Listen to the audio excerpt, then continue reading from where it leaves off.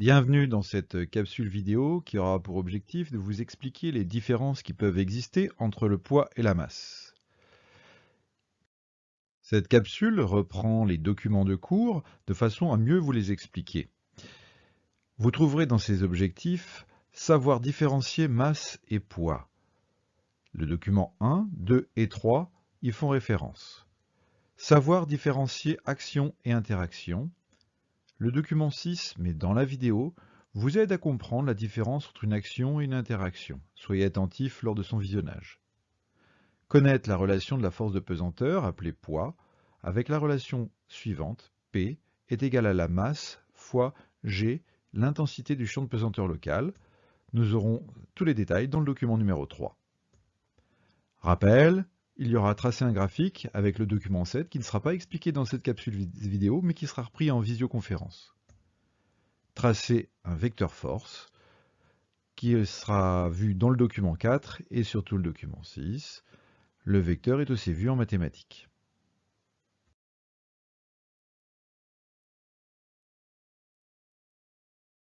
Pour connaître la masse d'un fruit, on peut mettre des poids dont on connaît la masse, sur l'autre plateau. Il faut que les plateaux soient équilibrés.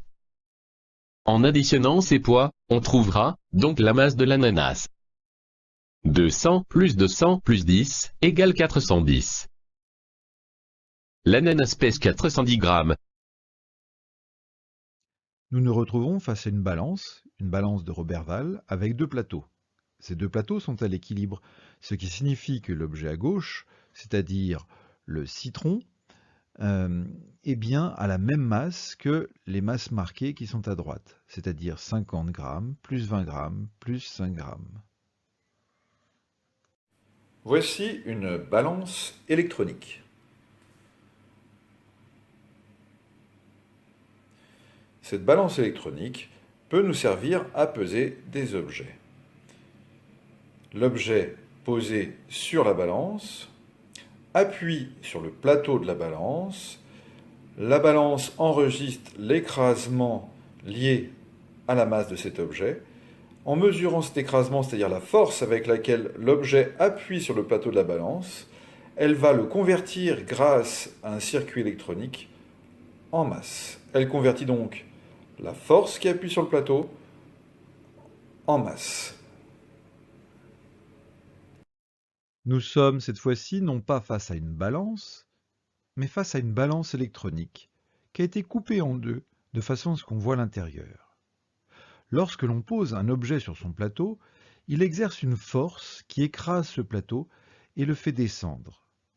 Un capteur situé en dessous va permettre d'enregistrer cet écrasement, puis la carte électronique de convertir l'enregistrement de cet écrasement en une donnée qui sera la masse. Ainsi, la force est convertie par le dispositif électronique de la balance électronique en masse.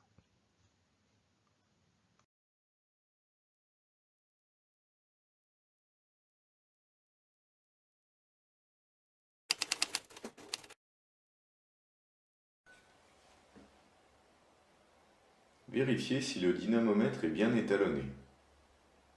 Si cela est nécessaire, réglez le curseur du dynamomètre sur le 0 en tournant la vis.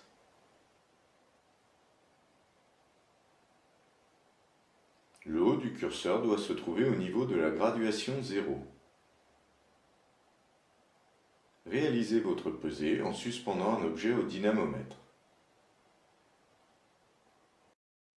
Il est temps de vous armer de votre stylo pour compléter les légendes du dynamomètre.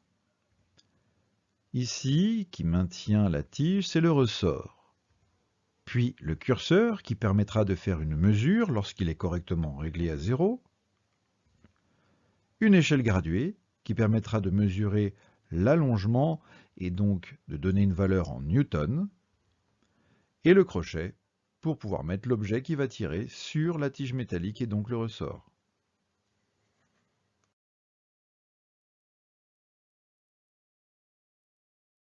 Réalisez votre pesée en suspendant un objet au dynamomètre. Cette année, nous ne pouvons pas faire cette mesure en classe, ni à la maison, car je n'ai pas le matériel, donc je reprends les valeurs de l'année dernière faites avec d'autres élèves. Ainsi, sur le dynamomètre, ils avaient lu pour la première valeur 0,22 newtons, et la valeur de la masse qui était suspendue au crochet de ce dynamomètre valait 23,70 grammes, masse qui avait été pesée à l'aide d'une balance électronique. Mais si vous avez remarqué, dans votre document numéro 3, la ligne de la masse n'est pas en grammes mais en kilogrammes. Il va donc falloir la convertir, c'est-à-dire convertir les grammes en kilogrammes. Je vais faire juste une conversion avec vous de 23,70 grammes en kilogrammes. Alors, on divise par 1000, parce que le passage des grammes au kilogramme divise par 1000, et on trouve 0,02370, c'est-à-dire qu'on a décalé la virgule de 3 rangs vers la gauche, ou encore on a divisé par 1000 ou 10 puissance moins 3, comme vous pouvez le voir sur la vidéo avec les puissances de 10. Je vais maintenant afficher les autres valeurs qui ont été mesurées. Je vous laisserai donc calculer la suite. Mais il faudra aussi rajouter dans votre tableau une dernière ligne qui n'est pas représentée dans le document, mais si vous faites attention, il y a la place en dessous pour le faire, qui correspondra à le poids divisé par la masse. C'est-à-dire que vous allez prendre la calculatrice et faire cette division. 0,22 divisé par 0,02370, eh bien ça fait 9,3. Donc vous placerez 9,3 dans cette case. Je vais continuer à remplir les cases du haut du tableau avec les valeurs que vos camarades avaient trouvées les années précédentes. Vous pourrez mettre la vidéo en pause pour noter tranquillement toutes ces valeurs. N'oubliez pas que les valeurs de la masse sont à convertir pour les mettre en kilogrammes, car dans le premier tableau, la première ligne de la masse, ils sont en grammes.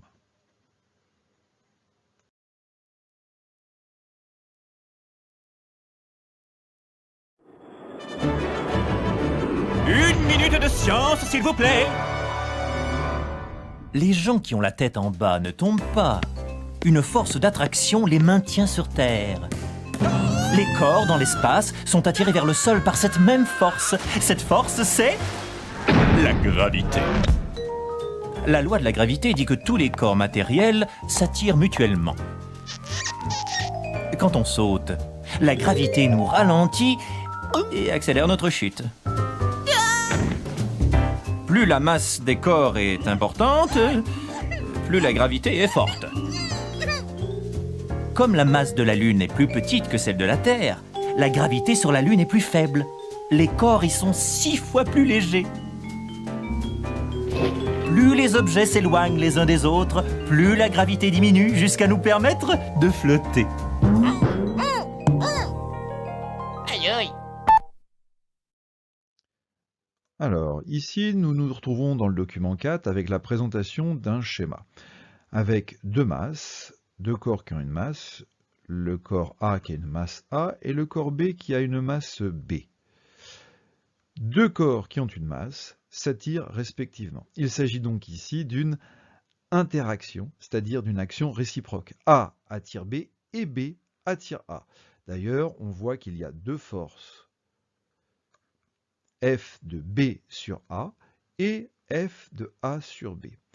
Une interaction veut dire que réciproquement les deux s'attirent, mais une action est bien représentée ici par une force. C'est la force de B sur A, c'est l'action de B sur A, et à droite, c'est la force de A sur B, c'est une action.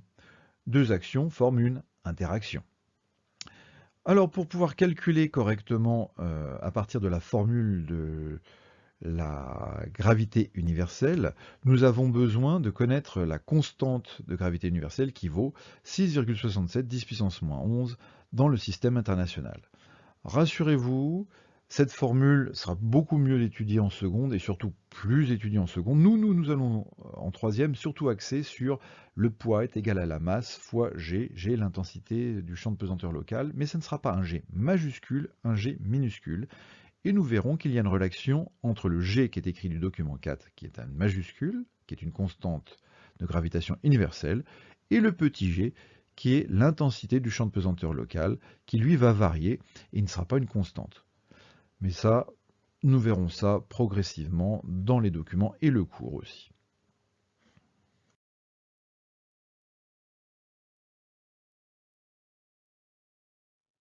Avec le document 5, eh bien, il s'agit d'utiliser le tableau de conversion ci-dessus. C'est un tableau qui est un petit peu trop complet pour pouvoir faire la liaison entre ce que vous connaissez et ce qu'on va utiliser maintenant. Soit vous utilisez ce tableau directement et faites les conversions qui sont demandées, soit vous allez pouvoir faire un autre tableau simplifié. Et pour le faire, je vous encourage à continuer à regarder la vidéo. Et ceux qui n'en ont pas besoin, vous pouvez avancer en gros de 2 bonnes minutes pour pouvoir continuer à regarder le document numéro 6.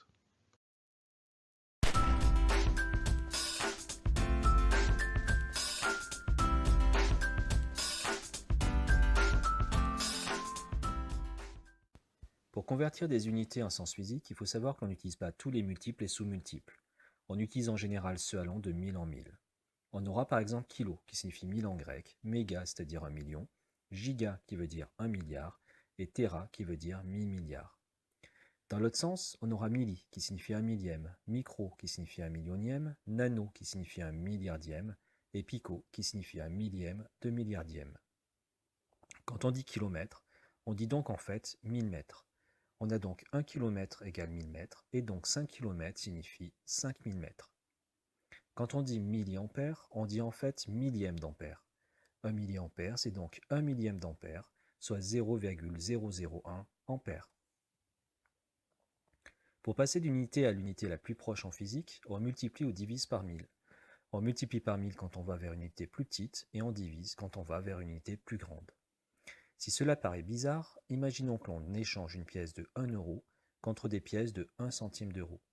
On change pour une unité plus petite et on a bien un nombre plus grand puisque l'on a 100 pièces au lieu d'une seule. On peut aussi utiliser un tableau comme celui-ci. Le chiffre avant la virgule se met dans la case correspondant à l'unité. C'est d'ailleurs en maths celui que l'on appelle chiffre de l'unité. Il suffit ensuite de rajouter les zéros jusqu'à la case souhaitée et de déplacer la virgule de façon à ce qu'elle soit juste à droite du chiffre de l'unité.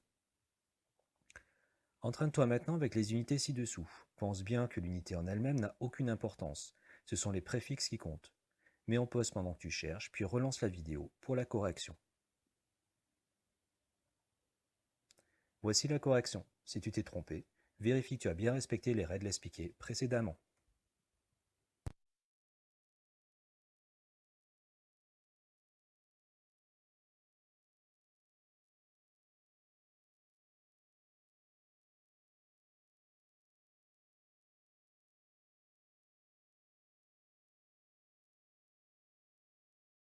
Comment représenter une action mécanique? On parle d'action mécanique ou de force dès qu'un objet agit sur un autre. Cela peut être la terre sur un objet qui tombe, la corde qui propulse une flèche, une aiguille qui se plante dans une feuille. Les actions mécaniques peuvent se faire à distance ou avec un contact. Quand on étudie une force, on s'aperçoit en fait qu'on peut lui donner 4 caractéristiques. Son point d'application, c'est-à-dire là où elle s'exerce, sa direction, son sens et enfin son intensité. Le point d'application dépend de la nature de la force. Soit elle s'exerce effectivement en un point qui sera donc le point d'application, soit elle s'exerce sur une surface. Dans ce cas, le point d'application sera le centre de cette surface. Si elle s'exerce à distance, ce qui est le cas pour la gravitation, pour le magnétisme et pour l'électrostatique, le point d'application est le centre de gravité, que l'on peut souvent confondre avec le centre géométrique de l'objet. Dans ce premier cas, l'action du moustique sur la peau est ponctuelle. Le point d'application est ce point. Dans ce deuxième cas, l'action de la tape sur l'objet se fait sur toute la surface de l'objet en contact avec elle. Le point d'application est au centre de cette surface. Dans ce troisième cas, l'action de la Terre se fait à distance. Le point d'application est le centre de gravité de l'objet. La direction est la ligne que suivrait l'objet uniquement soumis à cette action. Dans le cas de la corde sur la flèche par exemple, elle peut être horizontale, verticale ou inclinée. Le sens, lui, va être vers le haut, vers le bas, vers la gauche ou vers la droite. Il reste une quatrième caractéristique, l'intensité, qui peut être plus ou moins grande. Elle s'exprime dans une unité appelée le newton. Une fois que l'on a vu ces caractéristiques, il paraît assez évident que l'on peut représenter une force par un segment fléché. Il partira du point d'application, son segment donnera la direction, sa flèche le sens, et il suffit pour montrer l'intensité de le faire plus ou moins long. On peut même être plus précis et décider d'une échelle, par exemple 1 cm pour 10 newtons. Une flèche de 5 cm indiquera alors une intensité de 50 newtons, une flèche de 10 cm une intensité de 100 newtons, etc. Voilà, c'est fini.